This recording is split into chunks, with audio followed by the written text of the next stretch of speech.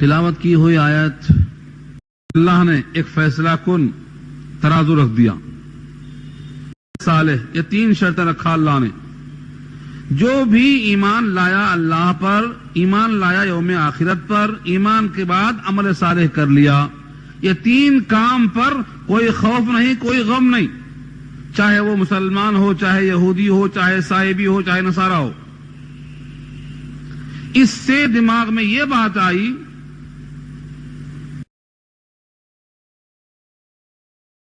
پر ہی رہتے ہوئے ان 3 شرطوں کو پورا کر دے، زبور پر ہی رہتے ہوئے ان 3 شرطوں کو پورا کر دے، اس کے واسطے کوئی خوف نہیں، نجات پانے والا فرقہ ہے. یہ خیال پیدا ہونا طبیعی ہے. آپ کو حیرت ہوگی، تفسیروں کے نام بتاؤں گا تو بڑے بڑے لوگوں سے غلطیاں ہو گئی ہیں، لیکن اپنا کام غلطی کی نشاندہی کرنا نہیں ہے، اپنا کام صحیح بات کو پیش کرنا ہے. اس آیت پر پھر غور کرو. اللہ نے 3 شرطیں رکھی ہیں. من آمن باللہ، جو ایمان لایا اللہ پر، والیوم الآخر، اور یوم آخرت پر، وعمل صالحا، اور اچھے کام کیا، صالح عمدہ کام. یہ 3 شرطیں ہیں بس. نتیجہ فلا خوف علیہم، ان پر خوف نہیں ہوگا، ولا هم يحزنون، وہ غمگین نہ ہوں گے. نتیجہ آ گیا. یہ کون ہو سکتے؟ اوپر کی آیت میں الفاظ آئے، ان الذین آمنوا مومن، والذین ہادوا یہودی، والسابئون سائبون ایک فرقہ ہے. سابی کہتے ہیں فرقے کو. اکثر کی رائے ہے یہ فرشتوں کی پوجا کرتے ہیں، بعض نے کہا آگ کی پوجا کرتے ہیں، بعض نے کہا زبور کے ماننے والے ہیں، واللہ اعلم. مگر ایک طبقہ ہے والنصارى انجیل کو ماننے والے. ان میں سے کوئی بھی ہوں، اگر وہ ایمان باللہ، ایمان بیوم الآخر اور عمل صالح میں شریک ہو جائیں تو خوف نہیں اور غم نہیں. یہ ترجمہ ہے اس کا. اب آپ سے پوچھا جائے، اگر کوئی اس کتاب پر ایمان نہ لائے، قرآن کریم پر، اور ایمان بالرسول یعنی سید الانبیاء پر ایمان نہ لائے، جس کا اس آیت میں ذکر نہیں ہے، کیا نجات پائے گا؟ تو آپ کہیں گے نہیں پائے گا. ایمان بالرسول تو لازمی ہے، جس میں نے آیت پیش کیا، لا نفرق بین احد من رسلی، تمام رسولوں میں تفریق نہیں کرتے، ہم سب کو مانتے. اس آیت میں رسول کا ذکر نہیں ہے. اس آیت کو لے کر بہت سے باطل طبقے اور باطل فرقے یہ کہنا چاہتے ہیں کہ ہر مذہب حق پر ہے، کسی مذہب میں رہو، لیکن یہ 3 شرطیں پوری کر لو، نجات ہو جائے گی. ترجمان القرآن مولانا ابوالکلام آزاد کی سورہ بقرہ کی آیت نمبر 62 پر پڑھ کر دیکھو، وہاں بھی وہی مضمون ہے. تتبع کے بعد، تلاش کے بعد معلوم ہوا ہے کہ یہ ایمان باللہ کو نہ سمجھنے کی وجہ ہے. ایمان باللہ کا مطلب کیا ہے؟ اس پر ہم بحث کر چکے ہیں سورہ بقرہ میں، لیکن دوبارہ یاد کرتے ہیں تاکہ سمجھ میں آئے. ایمان باللہ، اللہ پر ایمان لانا. ایمان باللہ پر کچھ شکل ہے، کچھ کیفیت ہے. فرمایا اللہ نے فَإِنْ آمَنُوا بِمِثْلِ مَا آمَنْتُمْ بِهِ فَقَدْ اهْتَدَوْا. اگر وہ ایمان لے آئے جس طرح صحابہ ایمان لائے تو ہدایت مل گئی. معلوم کیا ہوا؟ اللہ پر ایمان لانے کے لیے صحابہ کی طرح ایمان لانے کی شرط رکھا اللہ نے. یہ آیت پہلے پڑھے میں چکی ہے. فَإِنْ آمَنُوا بِمِثْلِ مَا آمَنْتُمْ بِهِ فَقَدْ اهْتَدَوْا. اگر تمہاری طرح وہ ایمان لائے تو ہدایت پا جائیں گے. معلوم یہ ہوا ایمان باللہ وہی معتبر ہے جو ایمان صحابہ کے ایمان کی طرح ہو. اور صحابہ کا ایمان تو لبریز تھا ایمان بالرسول کے ساتھ. رسول کی اطاعت کے بغیر وہ ایک آیت کو سمجھتے بھی نہیں تھے. جہاں جہاں حاجت ہوتی آیتوں کی تشریحات نبی سے کرواتے. اتنی جگہ سوالات کیے کہ اللہ نے خود کہا دیا لا تسألوا، سوال زیادہ مت کیا کرو، جتنا ہے حاجت اتنا ہی سوال کیا کرو. تو ایمان بالرسول وہاں موجود ہے. یہ تحقیقی جواب ہے آپ کے لیے. آیتیں اور بھی ہیں. الزامی جواب اسے کہتے ہیں چپ کر دینا. میں آپ سے پوچھتا ہوں، اگر یہی 3 شرطیں کافی نجات کے لیے ہیں تو بیچارہ ابلیس بھی ان 3 شرطوں کو پورا کرنے کو تیار ہے. ابلیس 3 شرطوں کو مانتا تھا. 3 شرطیں کیا تھیں؟ ایمان باللہ، اللہ پر ایمان لانا، اللہ کو مانتا تھا. نمبر 2 والیوم الآخر، آخرت کے دن کو ماننا. جس وقت اللہ نے اسے مردود کیا، بھگایا ہے، اس وقت جاتے ہوئے اس نے کیا کہا تھا؟ انظرنی الی یوم یبعثون، اٹھائے جانے کے دن تک مہلت دیجیے. یعنی اٹھائے جانے کا دن وہ بھی مانتا ہے. تو ایمان بیوم الآخرہ ثابت ہو گیا اس کا بھی. اور رہا سوال عمل صالح کا، اس مردود ہونے سے پہلے اس کے سارے اعمال مقبول تھے، یعنی کہ صلح کے مماثل تھے. تو 3 شرطیں پوری کر دیا اس نے. یہ 3 شرطیں ہونے کے باوجود نجات جاتا نہیں ہے، وہ مردود ہے، ملعون ہے. کیوں؟ ایمان بالرسول لازم ہے. ایمان بالرسول لازم ہے. اللہ کے حکم کے باوجود اس نے نبی کی طرف توجہ نہیں کی تھی. یاد ہے کہ صاحب کو پورا سوچ لیجیے. معلوم کیا ہوا؟ ایمان باللہ وہی معتبر ہے جو ایمان بالرسول کے ساتھ ہو. اگلی آیت لقد اخذنا میثاق بنی اسرائیل وارسلنا الیہم رسلا. تحقیق کہ ہم نے لیا بنی اسرائیل سے پختہ عہد اور بھیجا ہم نے ان کی طرف رسولوں کو. رسولوں کو صیغہ جمع ہے، رسولا، رسول نہیں رسول، رسول واحد ہے، اس کی جمع رسل. رسولوں کو ہم نے بھیجا اور پختہ عہد کیا لیا تھا؟ رسول آئے تو ان کی اتباع کرنا، رسول آئے تو ان کا تعاون کرنا. لیکن کیا ہوا؟ جب جب رسول آئے، کلما جاءہم رسول، کلما پورے قرآن کریم میں جہاں بھی کہیں آئے جب جب، کلما کا ترجمہ ہے جب جب، کلما جاءہم رسول، جب جب ان کے پاس رسول آئے کیا لے کر آئے؟ بما، ان تمام باتوں کے ساتھ، لا تہوی انفسہم، جو ان کے جیوں کو اچھی نہ لگی. لا تہوی انفسہم، ان کے جی کو اچھی نہ لگی. ظاہر ہے الحق مرون تو آپ پڑھتے ہیں، حق توا ہوتا ہے.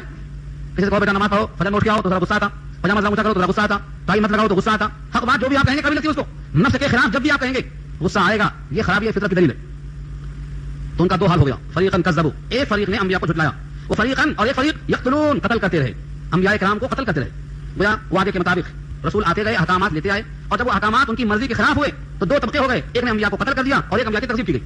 آپ کو معلوم ہوگا حضرت زکریا کو شہید کیا گیا. کس نے کیا؟ ان کی امتیوں نے کیا. کیوں؟ مرضی کے خلاف سن نہیں سکتے تھے. آج کتنے مسلمان ہم چاہتے ہیں کہ آزادی ہو، اجتہاد کا حق ہو. یہاں تک کہ بعض لوگ کہتے ہیں جہاں صریح حدیث موجود ہے وہاں بھی ہم کو اجتہاد کا موقع ملنا چاہیے. اجتہاد کا موقع وہاں ہوتا جہاں صراحتاً اللہ رسول کا حکم موجود نہ ہو. اگر حکم رسول ہونے کے باوجود آپ اجتہاد کریں گے تو ابلیس نے وہی تو کیا تھا جو مردود ہوا. خدا کا حکم ہے، اجتہاد کر رہا ہے وہ، تو اجتہاد وہاں نہیں ہوتا. جہاں صراحتاً حکم نہ ہو وہاں اجتہاد ہو سکتا ہے. انہوں نے انبیاء کی تکذیب کی, انبیاء کو قتل کر دیا اور گمان کیا کیا تھا کچھ نہیں ہوگا, قتل کر دو کیا ہوتا, وحسبوا اور گمان کیا انہوں نے اللہ تکون فتنہ, یہ کہ نہیں ہوگا کوئی فتنہ, کوئی فتنہ نہیں ہوگا. سوچو صحیح, نبی اللہ کے محبوب ہوتے ہیں, نبی اللہ کے نمائندے ہوتے ہیں, نبی اللہ کے پیغامبر ہوتے ہیں, اور نبی اللہ کی طرف سے بھیجے ہوئے ایک سفیر ہوتے ہیں, ان کو قتل کرنے کے بعد کچھ نہیں ہوگا, یہ دماغ میں دھوکا ہے. یہاں بھی ہوگا اور وہاں بھی ہوگا. انبیاء کی خلاف ورزی اگر کسی نے تکذیب کی, انبیاء کی خلاف ورزی کسی نے قتل کیا, انبیاء کی خلاف ورزی ان کے عمل کے خلاف چلتے گئے, اگر دنیا میں چھوٹ بھی گئے تو آخرت میں چھوٹنے والے نہیں. حسبوا گمان کرتے رہے اللہ تکون فتنہ کی کوئی فتنہ نہیں ہوگا. فعموا بس اندھے ہو گئے, یعنی اسی گمان میں دھوکے میں اندھے ہو گئے, راستہ نظر نہیں آیا. فعموا وصموا اندھے ہو گئے اور بہرے ہو گئے. یہ مہارا ہے اندھا بہرا ہونا. جب حق بات سمجھ میں نہ آئے تو کہتے ہیں یہ اندھا بہرا ہو گیا, اس کی عقل کام نہیں کر رہی ہے. ثم تاب اللہ علیہم, پھر اللہ ان پہ متوجہ ہوا, یعنی ان کی توبہ قبول فرمایا. ثم عموا وصموا, پھر اندھے بہرے ہو گئے. دو بار ایسا کیسے ہوا؟ بنی اسرائیل کا حال ویسا ہوا, انبیاء کو قتل کیا تو اللہ نے بخت نصر کو مسلط کیا تھا. بخت نصر کی تفصیل پڑھنا ہے تو 15واں پارہ سورہ بنی اسرائیل رکوع نمبر 1 پڑھ لیجئے, مکمل بات آئے گی انشاءاللہ. بخت نصر کو مسلط کیا, اس نے قتل و قتل کے بعد لوٹ لیا, تہس نہس کیا اور بیت المقدس کے تمام جواہرات لوٹ لیا, چلے گئے. اب ان کو مایوسی ہوئی, غم چھایا. ثم تاب اللہ علیہم, متوجہ ہوا اللہ ان کے اوپر, معاف کر دیا. پھر سرکشی آئی. ثم عموا وصموا کثیر منهم, پھر ان میں سے بہت سے لوگ بہرے ہو گئے اور گونگے ہو گئے, ایک معنی میں حق سے برگشتہ ہو گئے. واللہ بصیر, اللہ دیکھ رہا ہے, بما یعملون, جو کچھ کر رہے ہیں, ان کی حرکتوں سے اللہ واقف ہے. اب یہاں سے دو آیتوں میں عقیدہ پیش کیا ہے اہل انجیل کا. انجیل میں ایسا لکھا ہوا نہیں ہے, آپ کی طرح کے لیے انجیل میں ایسا لکھا ہوا نہیں ہے. ان کا بھٹکا ہوا عقیدہ انجیل کے حوالوں سے نہیں ہے. اگر انجیل میں لکھا ہوا ہوتا تو اس عقیدے کی قرآن تصدیق کرتا, نہ کہ تردید. ان دو آیتوں میں تردید ہے. ان دو آیتوں میں تردید کا مطلب یہ ہے کہ اس میں یہ عقیدہ نہیں لکھا ہوگا. تورات بھی اللہ کی کتاب, انجیل بھی اللہ کی کتاب, اس کے خلاف یہاں کیسے آئے گا؟ یہ کتاب تو تصدیق کرتی ہے ان کی, مصدقا لما معہم, صفت اس کتاب کی. ان کا عقیدہ کیا ہے؟ اللہ وہی مسیح ابن مریم ہے, مسیح ابن مریم وہی اللہ ہے, یہ ان کا عقیدہ ہے. اللہ کیا فرماتے ہیں؟ جنہوں نے ایسا کہا انہوں نے کفر کیا, جنہوں نے ایسا کہا انہوں نے کفر کیا. سنو الفاظ, لقد كفر الذين قالوا ان الله هو المسيح ابن مريم, تحقیق ان لوگوں نے کفر کر دیا جنہوں نے کہا کہ بے شک اللہ وہی مسیح ابن مریم ہے. سراسر کفر ہے. اور یہ اللہ کیسے کہہ سکتے ہیں جبکہ عیسیٰ مسیح ابن مریم نے خود ایسا نہیں کہا. وقال المسیح, اور کہا مسیح نے, یا بنی اسرائیل, اے اسرائیل کے بیٹو, اس سے مراد یعقوب کی اولاد ہیں, اعبدوا اللہ, اللہ کی عبادت کرو, ربی و ربکم, میرا بھی رب ہے تمہارا بھی رب ہے. اس لیے واضح کیا کہ وہ خود کہتے ہیں کہ اللہ کی بندگی کرو, اللہ میرا بھی رب ہے تمہارا بھی رب ہے. جب وہ خود رب کو رب تسلیم کرتے ہیں تو ان کو رب کہنا یہ صحیح نہیں ہے. اور آگے فرمایا انہ من یشرک باللہ, بے شک جو شرک کرے گا اللہ کے ساتھ, فقد حرم اللہ علیہ الجنہ, اللہ نے حرام کر دیا ہے اس کے اوپر جنت. ومأواہ النار, اس کا ٹھکانہ دوزخ ہے. وما للظالمین من انصار, اور نہیں ہے ظالموں کے واسطے کوئی مدد کرنے والا. تین باتیں معلوم ہوئی. جنہوں نے عقیدہ رکھا کہ مسیح ابن مریم وہی اللہ ہے, انہوں نے کفر کیا. مسیح کی تقریر کا حاصل خود یہ ہے کہ اللہ کی بندگی کرو, میرا تمہارا دونوں کا وہی رب ہے. اور تیسری بات معلوم ہوئی کہ جو اللہ کے ساتھ شرک کرے گا اس پر جنت حرام ہے. ہم نے ایک ساتھ بیان کرتے ہوئے انہوں نے کہا تھا شرک کا وجود ہی نہیں ہے. کیوں نہیں ہے؟ کیونکہ اللہ کا کوئی شریک ہی نہیں ہے. جب اللہ کا شریک نہیں ہے تو اللہ کا شریک موجود کیسے ہو سکتا ہے؟ جب اللہ کا شریک موجود نہیں ہوتا ہے تو شرک ہوتا کیسے؟ یہ سب فلسفے کی باتیں ہیں. دیکھو, شرک کا وجود نہیں ہے, لیکن اگر کوئی شرک کا عقیدہ رکھے گا تو مشرک کرائے گا, جہنم میں جائے گا. یہی ثابت ہوا سے.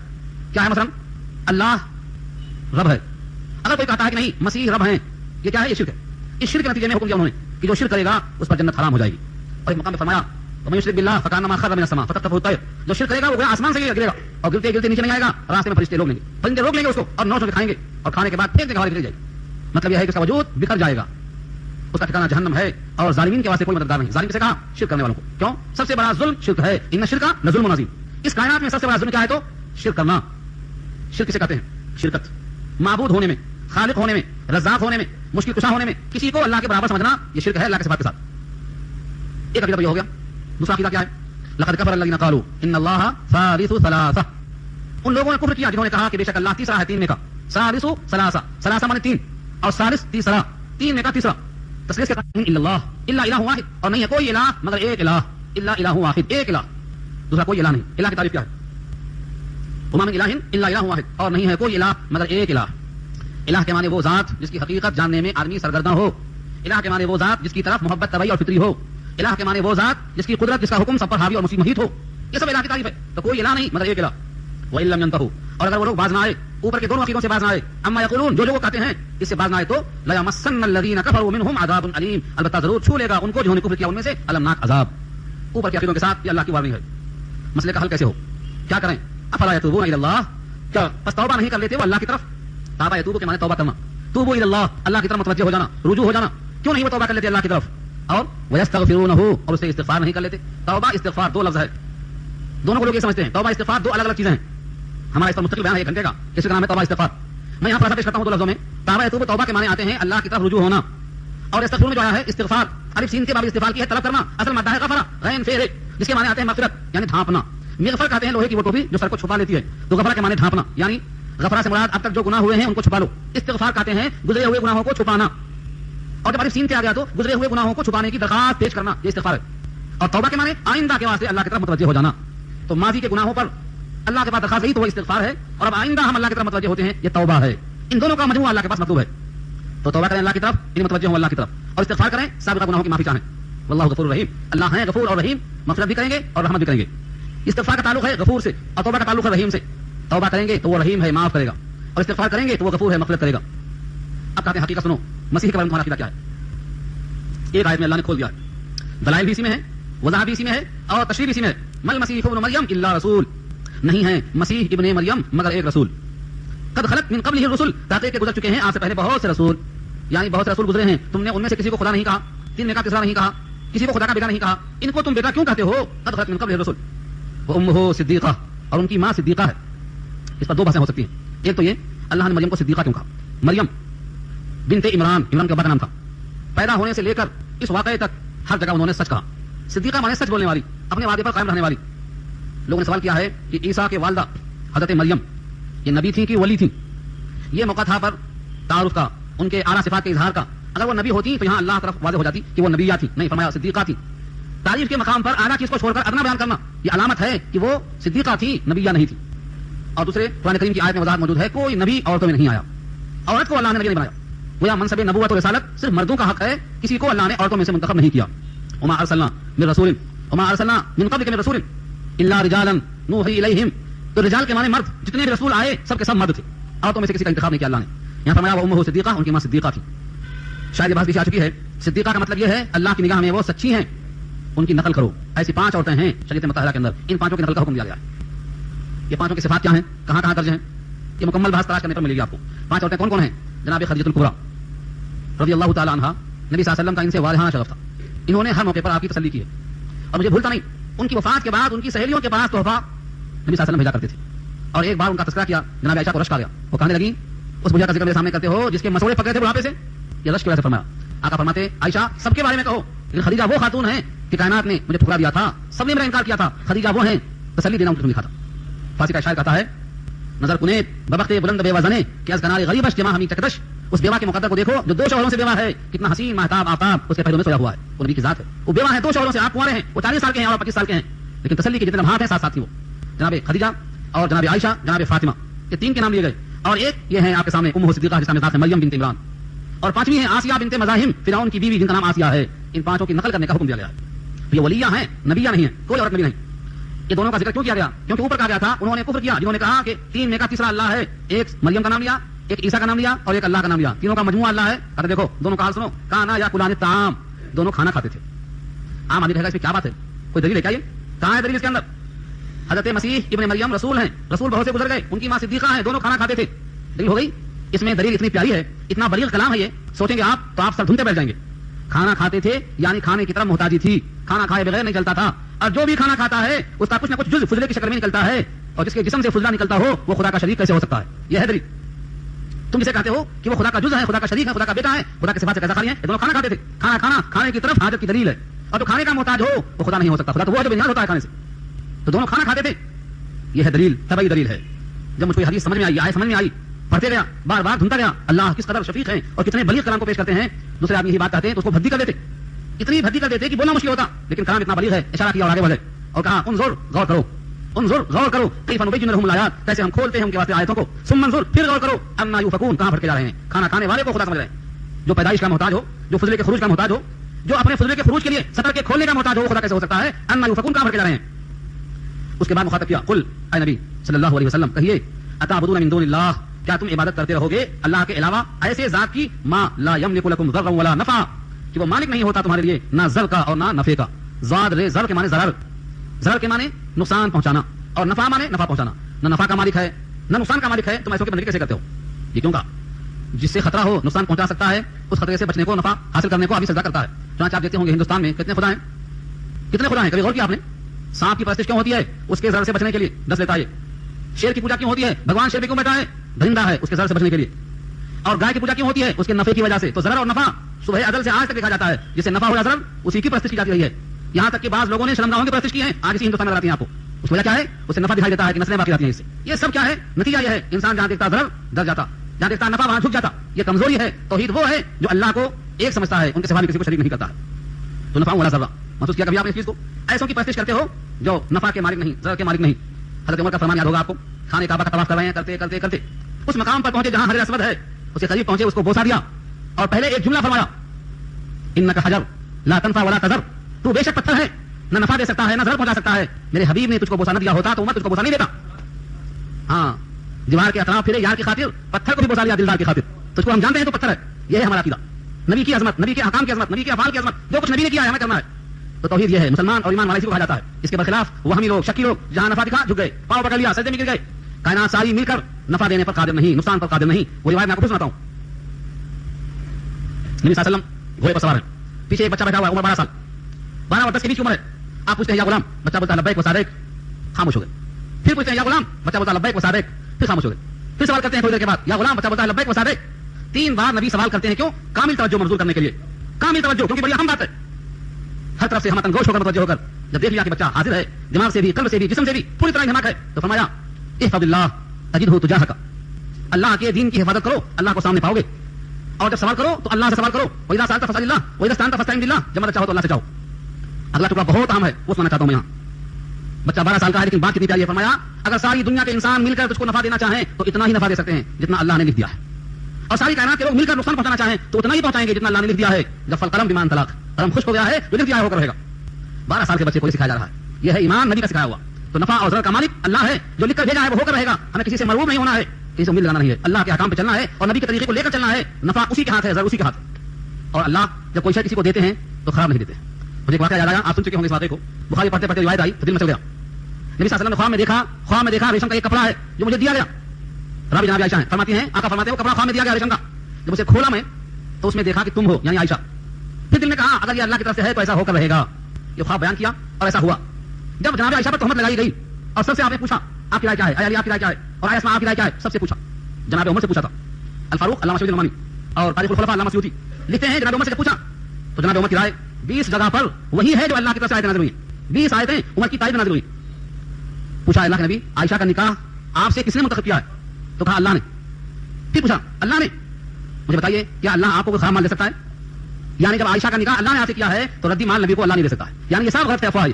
چنانچہ سورہ نور کی 18 آیتیں نازل ہوئی جناب عائشہ کی تائید میں, اور جو عمر نے کہا تھا ثابت ہوا. تو بتانا یہ ہے نفع نقصان کا مالک کوئی دوسرا نہیں ہے. ہمارا عقیدہ یہ ہونا چاہیے کہ سب کچھ اللہ سے ہوتا ہے. واللہ هو السمیع العلیم, اللہ وہی سننے والا اور جاننے والا ہے. اس کے بعد ایک اور خطاب ہے, قل یا اہل الکتاب. دیکھ رہے ہیں آپ, قل قل کہیے کہیے, یہ سب پیغام ہے, یہ امت کے نام ہے, پہنچانا ہے اس کو. قل کہیے یا اہل الکتاب, اے کتاب والو, لا تغلوا فی دینکم غیر الحق, اپنے دین میں غلو مت کرو ناحق طریقے پر. ولا تتبعوا هواء قوم, اور مت اتباع کرو ایسے قوم کی خواہشات کی, قد ضلوا من قبل, قد ضلوا من قبل, جو اس سے پہلے گمراہ ہو چکے ہیں, واضلوا كثيرا, اور بہتوں غلطی میں ڈال چکے ہیں, وضلوا عن سواء السبيل, اور بھٹک چکے ہیں سیدھے راستے سے. اس سے مراد کون ہے, اس سے مصداق کون ہے؟ اہل کتاب جب بھی مطلق آئے تو اس سے مراد تورات انجیل والے ہوتے ہیں. دین میں ناحق غلو کیا ہے؟ دین میں ناحق غلو یہ ہے کہ وہ تورات پہلے آئی لہذا اس کا حق مقدم, انجیل پہلے آئی اس کا حق مقدم, میرے نبی تمہارے نبی سے پہلے آئے ان کا حق مقدم. ناحق غلو ہے یہ. ہونا یہ تھا کہ ہر بعد والی کتاب پہلے کتاب کی تنسیخ کرتی ہے, ہر بعد میں اللہ نبی پہلے کے حکام کو منسوخ کرتا ہے. اور جن لوگوں نے خواہشات کی اتباع کر کے خود بھٹکے ہیں اور بہتوں کو گمراہ کیے ہیں, خود بھی راستے دور ہو گئے ہیں, ان تمام کی اتباع نہ ہونے پائے, ان کے راستے پر چلنا منع کر دیا. اس آیت سے 2 باتیں معلوم ہوئی. دین میں غلو جائز نہیں. دین میں غلو کے معنی کیا ہوتا ہے؟ جب آدمی اردو میں استعمال کرتا ہے غلو تو کسی کی تعریف میں آگے بڑھ جاتا ہے, تعریف میں سچ سے آگے بڑھ کر خوبی بیان کرتا ہے, تو کہتے ہیں غلو مت کرو, مطلب یہ ہے جو ہے اتنا ہی بیان کرو. تو اس میں کم کرنا, زیادہ کرنا, جھوٹ اور سچ ملا کر بولنا, یہ غلو ہے. غلو حرام ہے اسلام میں. اتنا ہی کہو جتنا کہا گیا ہے. میں آپ کو مثال دیتا ہوں, صحابہ کرام نے کتنا احتیاط کی. ایک صحابی کو نبی دعا سکھلا رہے تھے, بخاری وہ دعا درج ہے, کہو آمنت بنبیک الذی ارسلت. انہوں نے بجائے نبی کا کہنے کے رسول کہہ دیا, بجائے نبی کے لفظ کے رسول کہہ دیا. آپ نے کہا نہیں, جیسا میں کہتا ہوں ایسا کہو بنبیک الذی ارسلت, یعنی رسول اور نبی دونوں قریب المعنی ہیں. بعض نے کہا یہ عام ہے اور وہ خاص, اور بعض نے کہا یہ خاص ہے وہ عام. اتنے معمولی فرق کو بھی نبی اصلاح کروا رہے ہیں اور صحابہ اس کا خیال کرتے ہیں. ہمارے دین میں ہر چیز متعین ہے, کمی ذاتی کرنے کا کسی کو کوئی حق نہیں ہے. نمبر 2, جو قوم خود بھٹکی ہو, گمراہ ہو, ان کے خواہشات کی اتباع کرنا گمراہی ہی ہے, ہدایت نہیں ہے. اپنے خواہشات کی اتباع کروانا یا بھٹکے ہوئے کی اتباع کروانا یہ صراط مستقیم سے دوری ہے. کسی کے خواہشات کی اتباع کرنا جائز نہیں ہے. اللہ نے ایک مقام میں پوچھا ہے, شاید یہ آیت سورہ قصص 20 میں آئے گی, ومن اضل ممن اتبع هواه بغیر هدى من اللہ, اس سے بڑا گمراہ اور کون ہوگا جو اپنے خواہشات کی اتباع کرے بغیر ہدایت کے. جب تک اللہ کی طرف سے حکم نہ آ جائے کسی کی خواہش کی اتباع کرنا یہ گمراہی ہے. اس لیے خواہشات کو توڑو. یہ جائز خواہش اگر ہے تو کرو, مطلب جائز کیا ہے؟ جو عین مطابق ہو شریعت کے وہ جائز خواہش ہے, اور جو ٹکرائے شریعت سے وہ خواہش گمراہی کے راستے پر لے جاتی ہے, اسے بچنے کا حکم دیا گیا ہے. اللہ تعالیٰ عمل کرنا آسان فرمائے. وآخر دعوانا الحمد للہ رب العالمین.